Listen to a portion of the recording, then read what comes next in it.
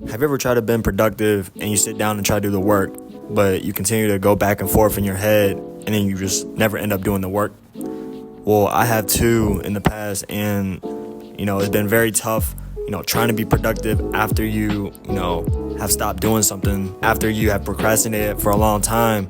But to be productive, you have to focus in on these main steps that I'm gonna go over. So let's go over them now. First tip, start when you think of it. Have you ever had a thought of getting something done, but then you go back and forth in your head trying to figure out if you actually want to do it now, do it later, when's the best time? All that time you were thinking about, when I should get done, you could have been done with it. You could have been got started. So the best thing to do is be on the move, don't be stagnant.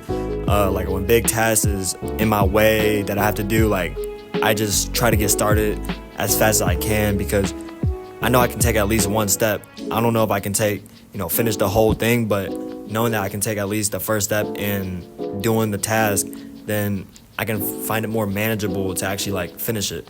Say I have a project due, and if I just get started, I probably would get at least 1/3 of it done if I actually just sat down and started, because I'm already there. I'm gonna do the work. But then if you contemplate, should I start or not, then you're just gonna procrastinate and not be productive at all. So start when you think of it. Number 2, eat a big meal after you do most of your work. Now, diet is a big thing. Have you ever ate a big meal and you didn't feel like doing anything after? You're not productive for 30 minutes to an hour because you're busy digesting. It's because digesting takes most of your energy, takes a lot of energy to digest. So why not put that energy into doing the work first and then have a big meal, or just have a light snack or a light meal and not a big meal? Because when you have a big meal, then you're gonna have use the energy to digest it. It's gonna take a lot of energy, and you basically lost productivity when you could have done the task itself and then eat a big meal. So just be aware of what you're eating.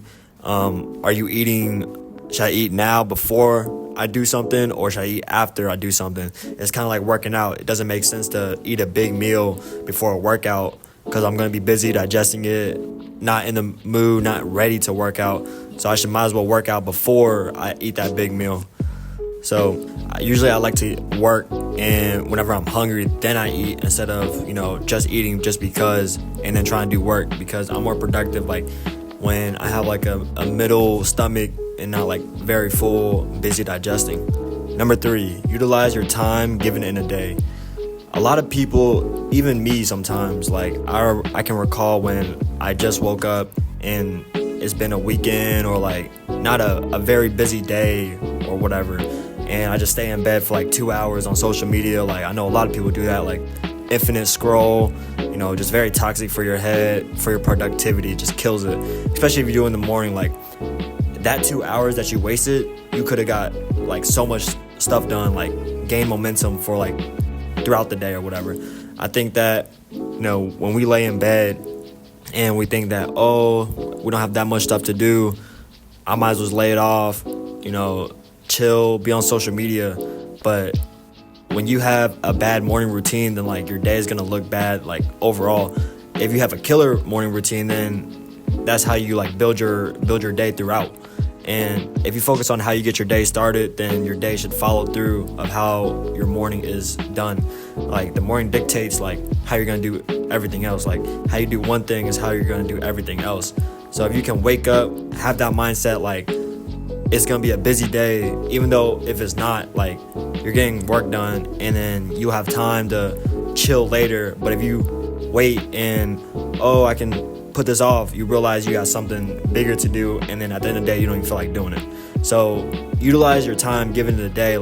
Use all the hours you can, but most importantly, know how to get your morning started so you don't feel sluggish the whole day throughout. Number 4, finish a task instead of working for a set time. So I know you guys know when you have a busy day, you want to work for 6 hours or whatever, or we all have these schedules to work, and then sometimes we don't. So for example, if we have a job interview or a family function coming up, or just some event that you have to attend that's gonna disrupt your work. Like, let's say I have a interview in like 2 hours, or something I need to attend to in like 2 hours.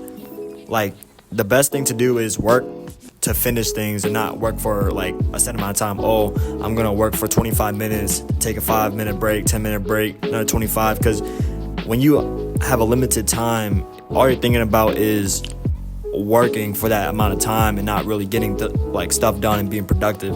Like, if I have like a homework assignment done and I'll work for a set time, I'll probably be working the whole time, but I probably won't be as efficient if I just try to get it done. Because if you just work for a set amount of time, like, by 2 hours, you're probably gonna get most of it done. But if you focus on finishing it, then you probably finished it, and then you can go to the family function or whatever. I know you know the Pomodoro technique. If you don't know it, you can search it up.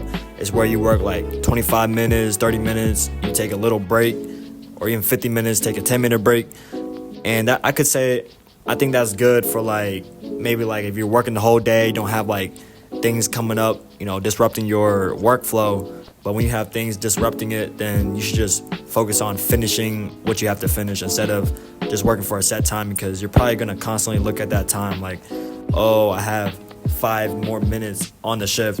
I'm not going to really work that hard. It's kind of like it gives you that type of mindset when you put up time in front of you.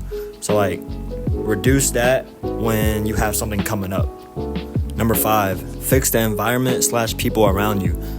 I cannot stress this enough. Like, there's many days where I'm stuck in the room, trying to get something done, and then, I have so many options in the room. Like, I can eat, I can go to sleep, I can just chill, watch TV.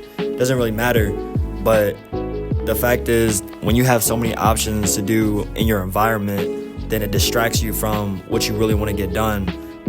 Distracts you from getting stuff done, being productive, all the above. So, and this comes with people too. Like, if you have constantly people around you that, don't want to get to the same goal as you, then you're going to be distracted doing like other things that don't even matter and like going to take you away from being productive.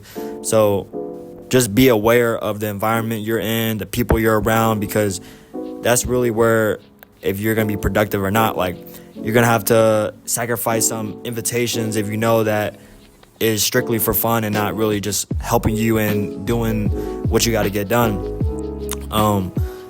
Like, in my room, like, I can basically, I feel like when I'm in my room, I'm more prone to go on my phone, chillax, instead of actually being productive. But if I'm in a study room, in a library, like, my only option is to study. My only option is to actually dial into my work, because it's the environment.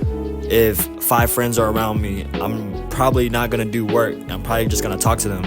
So when you're aware of like who's around you, what environment you're in, it gives you a sense of, okay, let me eliminate some of these things. Let me eliminate where I'm at to actually get those stuff done. That's why we usually go to the gym to work out. It gives us more motivation to work out because we have the things there needed to work out.